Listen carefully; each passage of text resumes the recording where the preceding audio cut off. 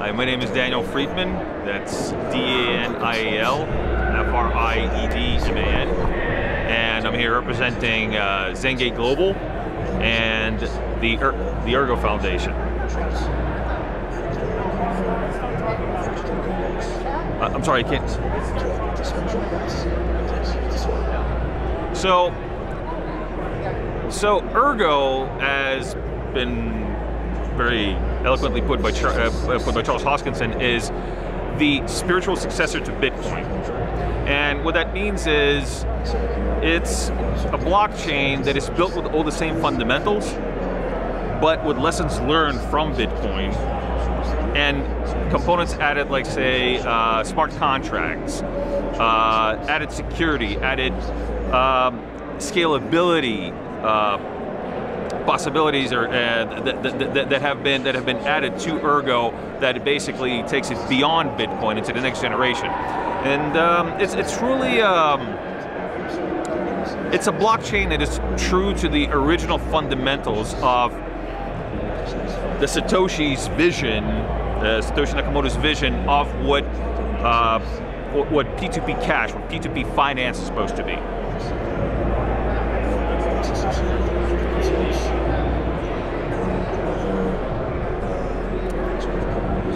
Right, so Ergo is very symbiotic with so the Ergo community is very symbiotic with the Cardano community. A lot of the Cardano community is also Ergo and vice versa.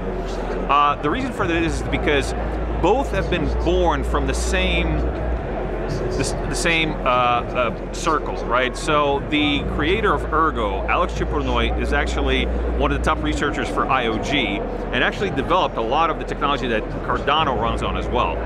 And so what he did was we kind of used the same knowledge to create Ergo, but applied that mentality, that science to proof of work. Because different proof of stake and proof of work have different applications, right? So you have different use cases. I don't believe that there is one is obsolete, one is not obsolete. It's not about that. Both have their own unique use cases that I believe can coexist. And so a lot of things that actually have been done on Cardano were also tested on Ergo first. Like smart contracts, native assets, for example. That's another big feature of Cardano is native assets, which is what these NFTs run on, right? They're different from, say, Ethereum NFTs, which utilize smart contracts. So native assets don't, because they live on the same blockchain as their own unique thing. It's yeah, various technologies. It's an EUTXO model as well, so the accounting model is the same, which kind of puts it into the same headspace mindset as Cardano, and which is why both ecosystems work so well together. Well, so the reason why things take longer on Cardano sometimes than they would do on Ergo. I mean, for example, Ergo was, when it was launched, it was already launched with smart contracts, with DeFi, with native assets, with all of these things, right? The reason why it was easier to launch on Ergo is because, first of all, there has already been groundwork laid down by previous research done on Cardano, and also because we just know more about proof of work than we do with proof of stake.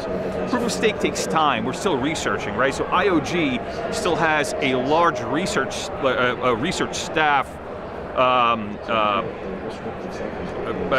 research team that is constantly researching and doing new things to basically pave the way to what needs to be done with proof of stake, because these things have not been researched yet. These things have not been. It's not been put to science yet, essentially, which is where it's supposed to go instead of move fast and break things mentality of Silicon Valley. And which is, so sometimes it takes time, but in the end what you get is quality. What you get is something that took proof of work years to create, because people don't really realize that a lot of the things that are in proof of work today that make proof of work, all the good things about proof of work that make it that staple of the blockchain industry, took 10 years to research, more than that. first cryptocurrencies were in the Netscape browser back in the 90s. So it's taken a long time to research this stuff, and that is why it works a lot of times. It's seemingly easier on proof of work than it does on proof of stake, just because proof of work has been around longer. So the way I see it is, there is no kind of general thing that everybody is plugging into that's basically makes this okay, this not okay. To me, it's all subjective to the specific person that is utilizing the technology. What's important for me, it might not be important for you or for the next person. And so, when you're choosing which blockchain to utilize for your business or for your personal whatever, you do it in such a way that it's important to you, and so that's how you decide. You decide, okay, so what is the access? Because I need to gain access to these services, and which blockchain will gain me access to these services in the most efficient, in the safest, and in the most progressive way possible. And in my mind, and the way I see it happen is that's how people choose. And it's a double-edged sword, because sometimes when people choose blockchains, they don't look at the entire spectrum of things like this, you know, security, innovation, sustainability, scalability. What they do is they a lot of times look for fast and cheap, right?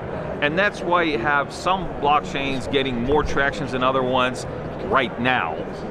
Because right now, we're at a place where, yeah, we want to use blockchain. Which one do we use? Well, I don't get why this one is better than this one, so I'll just use the cheaper one. I'll use the one that's faster. It doesn't matter that you're sacrificing security and decentralization and all these things that make blockchain really, the blockchain movement, what it is. But people select that. And so what we're trying to do is actually bring awareness to other things that are important besides fast and cheap. Fast and cheap is not necessarily best, because you're going to get fast, you're going to get cheap, or you're going to get broken. And what we need to emphasize is that specifically, what are you sacrificing for this? Because there's always a trade-off. What I think it comes down to, again, is utility. What kind of utility can you get out of that blockchain, out of Bitcoin, out of Ethereum, out of Cardano, out of Ergo? What is that utility that's going to make your life easier, your life better, and basically bring you inclusion into things that you might not have been included in before, just because you don't have the access to them. Bitcoin has a lot of really pure qualities. There is, of course, you know, that aspect of hash rate control of big mega farms and wherever they are, you know, and a lot of the hash rate is controlled by a small group of people. But that's infrastructure, that's logistics, right? The fundamentals of Bitcoin are actually pretty pure, and they're pretty righteous. And I think that has a really good survivability factor, because, yeah, it moves with the market, but is it completely tied to the market? In a way, but not completely.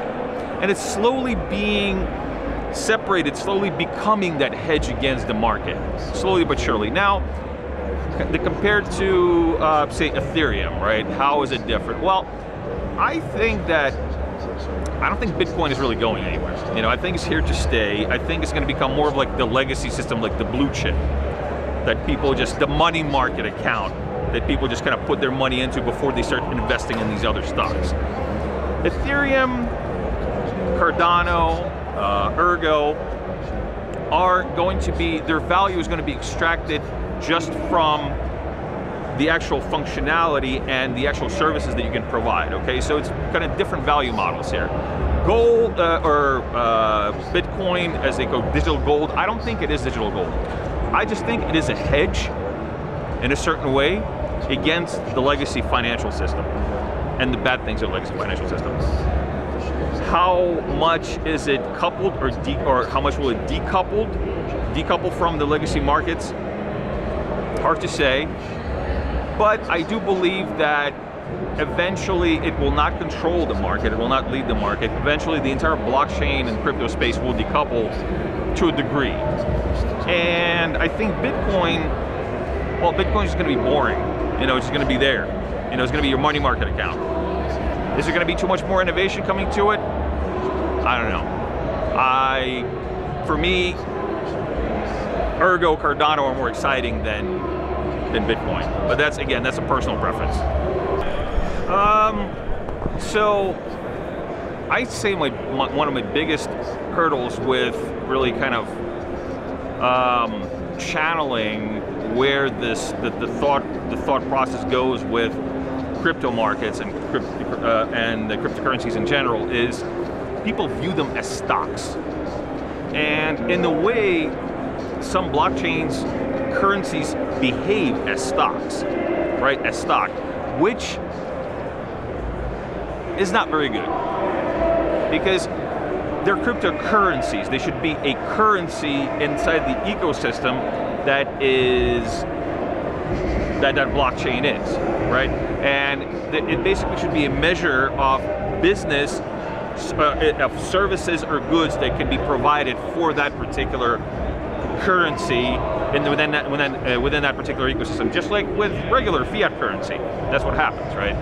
Well, what I think will change people's perception and from thinking of these things as penny stocks or stocks in general is when they realize that there is more utility to it than just holding it and waiting for it to go up and waiting for numbers to go up. Think about your fiat currency in your wallet right now. Okay, yeah, there is a money market out there, right? So the yen goes up, goes up against the dollar goes up against the British pound or whatever, right? Do you usually take, so right now in your wallet you probably have dollars. Are you going to hold on to those dollars and wait for them to go up in value so that you can sell them against the yen? Or are you going to use those dollars to purchase goods or services within the ecosystem that is the United States? It's the latter, because that's what currency is supposed to do.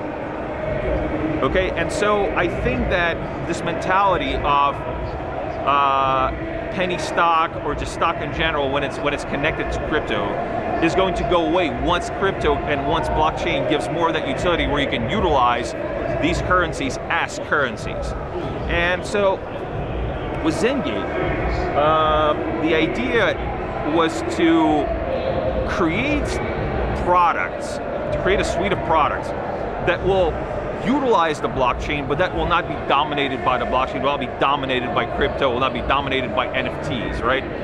So our products, they also use NFTs because the use case within the platform that we're building for NFTs exists, okay? It's not shoehorned in there like a lot of current projects do it, where it's like, well, do you really need blockchain for this?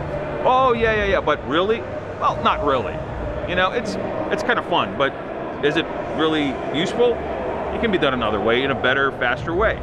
So we don't concentrate on it just to be a crypto. We don't concentrate on things just about, make it all about the blockchain, all about the crypto, all about the NFTs.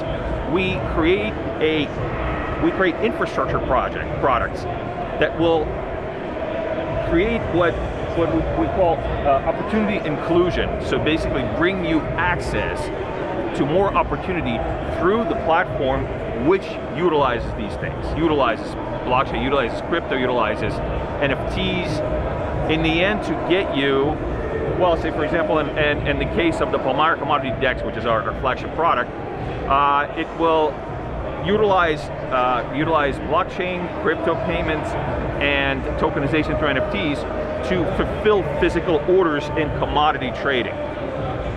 And so you'll be able to utilize this platform to actually tokenize semi-fungible commodities. Traditionally, commodities are a highly fungible asset, something that doesn't have identity, something that had this gold is the same as that gold, this crude is the same as that crude, right? That's a legacy market. What it does is it actually leaves a lot of the semi-fungible markets, which are still really big, like teas, coffee, spices, rice, all these different commodities that don't have the same access to the market, to technology, to finance as legacy commodities do. And what we created with Palmyra is a marketplace that focuses on emerging economies, because a lot of times that's where these commodities are produced. To create more opportunity inclusion and to give them opportunity to be part of a world market without being held down by aggregator companies or by monopolies, right? And I mean, that's really what it's all about. It's about utilizing the technology, utilizing blockchain technology, utilizing crypto in a way where you don't have to know about crypto to utilize crypto. You might not want to care about it, but you still use it, and it makes your life better, and it gives you more access, and that is the bottom line. And that's the bottom line for all of this stuff, okay? We shouldn't expect the general public to know what's under the hood. We just know that it works. We just know that it makes your life easier. Like the legacy, say for example, the Visa card, right? How many people use the Visa card versus how many people know how the Visa network works? How many people care how it works? They just know that it works. They just know, I swipe my card, I get stuff. It should be the same with blockchain technology. It should be the same with crypto. We shouldn't expect people to have this giant learning curve to utilize the technology. And that's where mass adoption will happen. Well, so for me, and this because it's on a personal level for me, is Charles Hoskinson. And Charles really, I mean, I've been interested in crypto and blockchain before I met Charles, but really Charles, because I interviewed with Charles when I was just joining IOG, back when company was just getting started, when Cardano was just getting started, and he kind of was able to articulate this vision of how these things should work, how these things should be, how he sees them, that made me kind of have this, oh moment. Oh, I see now. I see why I should care, right? And that might not be for everybody, okay? Everybody's got their own blockchain people that they look up to. I mean, there's other ones that I look up to, but I really do honestly share the same vision that Charles has for this, because of my personal connection to Charles. You know, we're friends, and on many occasions we've spoken deeply about these things, and it's really this perspective, you know, this optimistic